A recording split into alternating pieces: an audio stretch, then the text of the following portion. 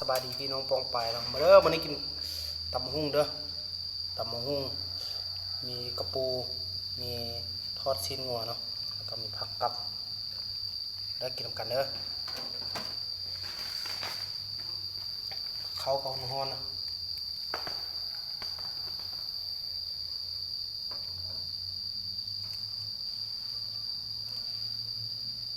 ตำหุ่งแซ่บ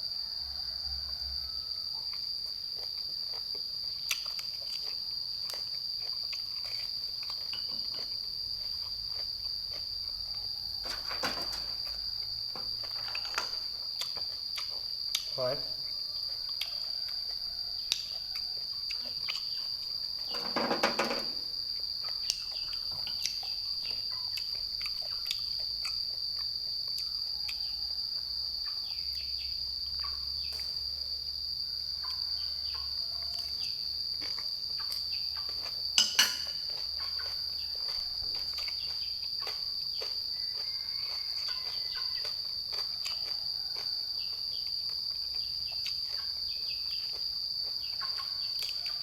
แล้ว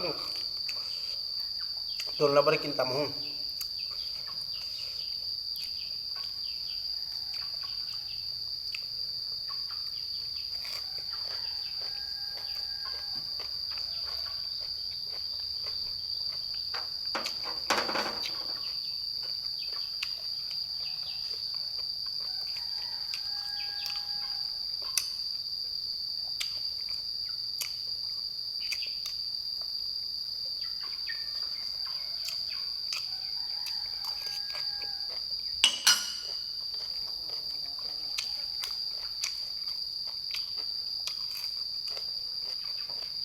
กระปูหนัง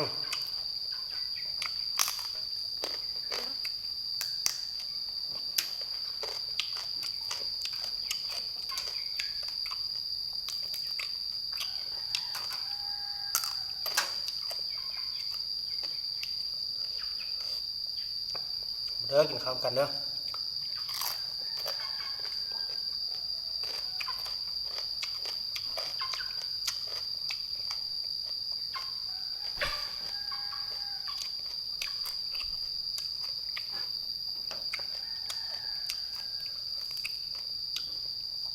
ชิ้นงัวแม่ฝากมาแต่สิงขวาง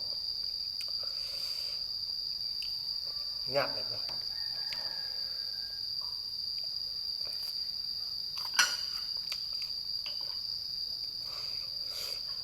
เผ็ดๆร้อนๆ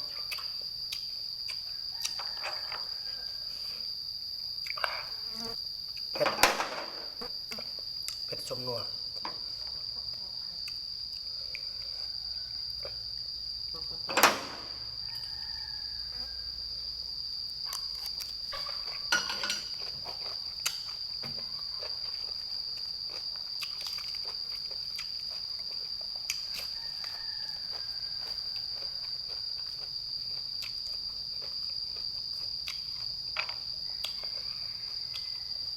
นัดกระถิ่นอ่อนๆ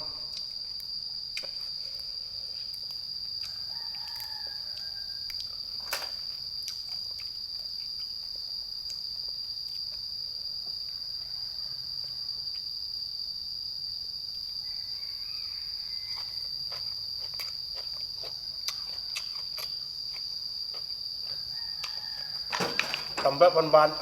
ๆสับ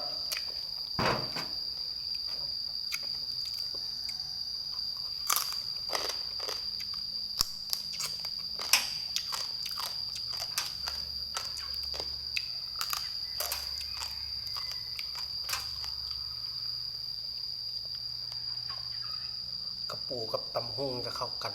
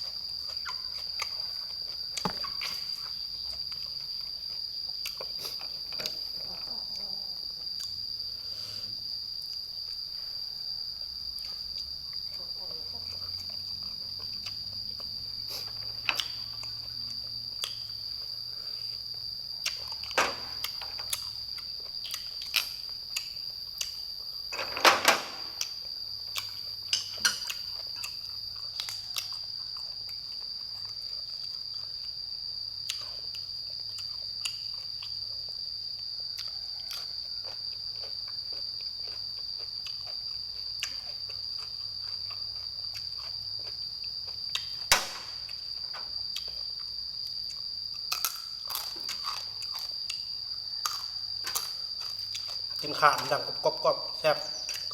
กระปูนา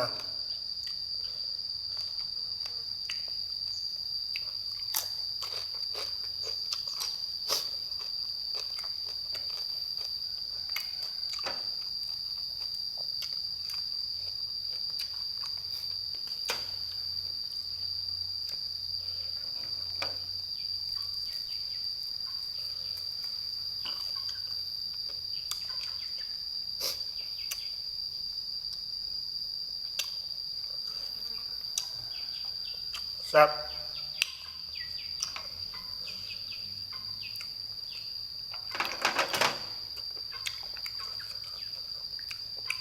ห้อยนา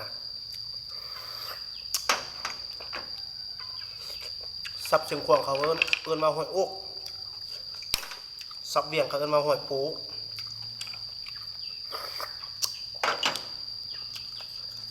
ห้อยอะไรก็กินคือกันแหละแต่ห้องแต่ห้องซื้อต่างกันซื่อ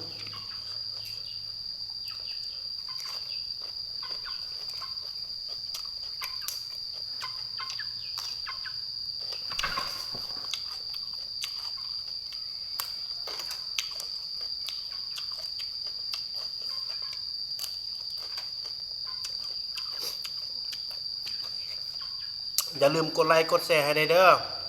เพื่อคลิปหน้าจะเฮ็ดต่อไปอย่าลืมกดติดตามให้แน่หลวงน้อยพระแดกมื้อนี้ก็แซ่บ